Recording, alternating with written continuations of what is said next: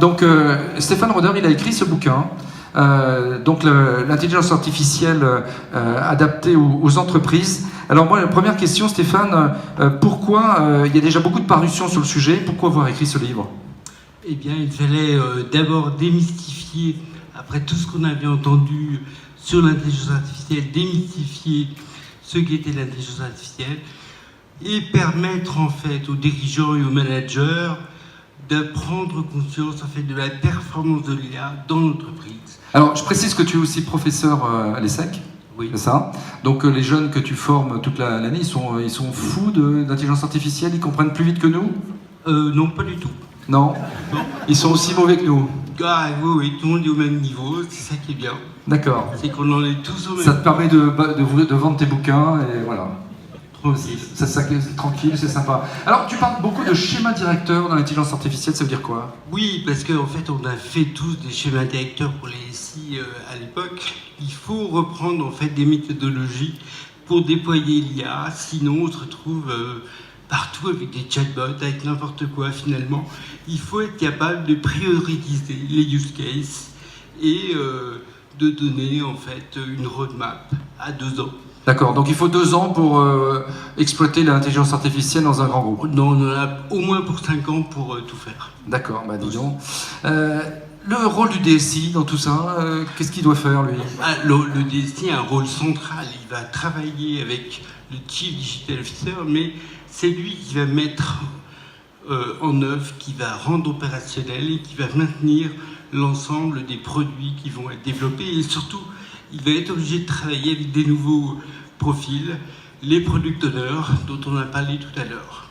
Alors, que pensez-vous de la maturité de l'industrie française vis-à-vis de l'intelligence artificielle? C'est bon, c'est mauvais, on est en retard?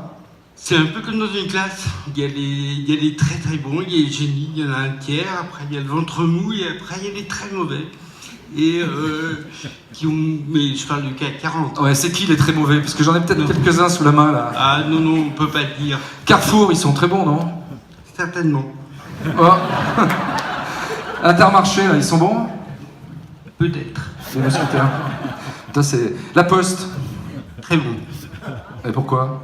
Comme ça. Qu'est-ce qu'ils ont fait? Qu'est-ce qu'ils ont fait de mieux que les autres, dis-moi? Il en faut des bons, hein. Sinon, D'accord. Et Vuitton? il faut voir. Ah, c'est marrant. France Télévisions? Ouh là là. Défendez-vous, les gars. Et Edenred, ils sont bons? Non, on ne connaît pas.